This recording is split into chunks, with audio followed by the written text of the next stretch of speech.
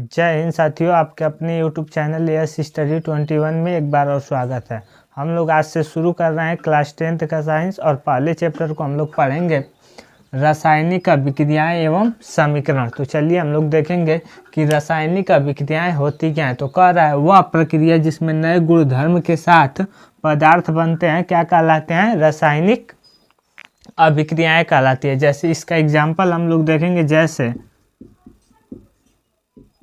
Mg यानी magnesium O2 से अभिक्रिया करता है, यानी मैग्नीशियम O2 से अभिक्रिया करता है तो क्या बनता है? MgO। यहाँ बना लेंगे 2MgO और इसको बैलेंस कर लेंगे और Mg में 2 से गुणा कर लेंगे। तो देखिए Mg और O2 अभिक्रिया करके क्या बनाया है? MgO, यानी एक नया पदार्थ बना लिया है मैग्नीशियम ऑक्साइड। तो अब देखिए, अब Mg इसमें भाग लिया है और O2 भी भाग लिया है और उत्पाद में क्या बना है? MgO, यानी अभिक्रिया में भाग लेने वाले क्या कहलाते हैं? अभिकारक कहलाते हैं। क्या कहलाते हैं? अभिकारक। और जो बनता है इसे क्या हम लोग कहते हैं? उत्पाद। उत्पाद। देखिए अभिकारक के लिए डिफिनेशन नोट्स प्रॉपर बनाइएगा, लिखवा दे रहे हैं। अभिकारक क्या होते हैं? वे पदार्थ जो अभिक्रिया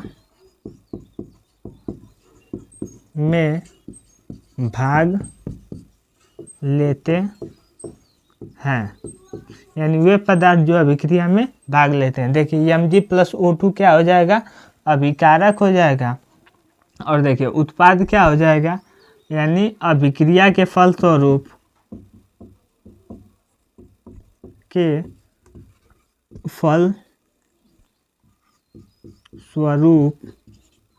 जो नया पदार्थ बनता है। देखिए उत्पाद क्या हो जाएगा? अभिक्रिया के फलस्वरूप जो नया पदार्थ बनता है उसे हम लोग क्या कहते हैं? उत्पाद कहते हैं। देखिए Mg प्लस O2 अभिकारक मिलके और एक नए पदार्थ MgO यानी मैग्नीशियम ऑक्साइड का निर्माण किया है, इसे हम लोग क्या कर रहे हैं? उत्पाद कर रहे हैं। तो उत्पाद क्या हो जाएगा? अभिक्रिया के फलस्वरूप जो नया पदार्थ बनता है उसे हम लोग उत्पाद कहते हैं। चलिए नेक्स्ट हेडिंग हम लोग देखेंगे। हम लोग का हेडिंग है रासायनिक अभिक्रियाओं के अभिलक्षण, यानी कौन कौन सा लक्षण प्रदर्शित करता है रासायनिक अभिक्रियाएं।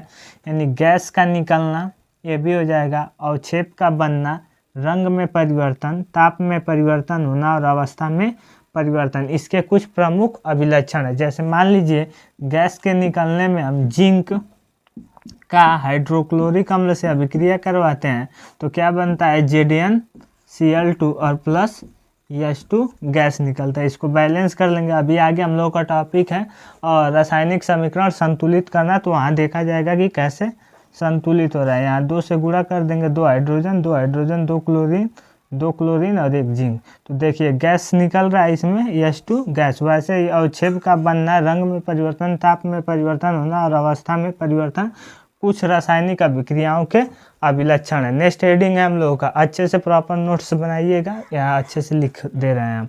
देखिए कह रहा है रासायनिक समीकरण। रासायनिक समीकरण होता क्या है?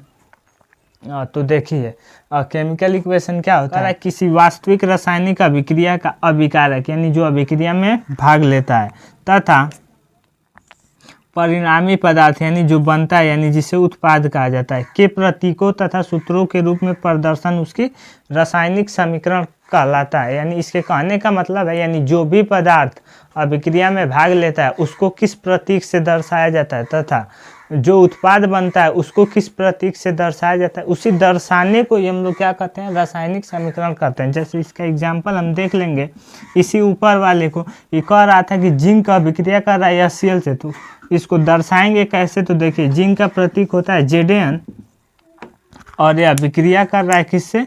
HCl से। अब देखिए HCl को दर्शा दिया गया, हाइड्रोक्लोरिक अम्ल का यौगिक का प्रतीक हो जाएगा HCl और जिंक का प्रतीक हो जाएगा Zn। तो अभिक्रिया करके क्या बन रहा है? ZnCl2 और प्लस H2, यहाँ 2 से गुणा। ठीक है, तो देखिए अब इसी को दर्शाया गया है कैसे कि जिंक का अभिक्रिया कर रहा है हाइड्रोक्लोरिक अम्ल से, तो इसे अभिकारक, और जो बन रहा है उत्पाद उत्पाद ZnCl2 यानी जिंक क्लोराइड और हाइड्रोजन गैस निकल रहा है, इसी के दर्शाने के रूप को हम लोग क्या कहते हैं, रासायनिक समीकरण कहते हैं।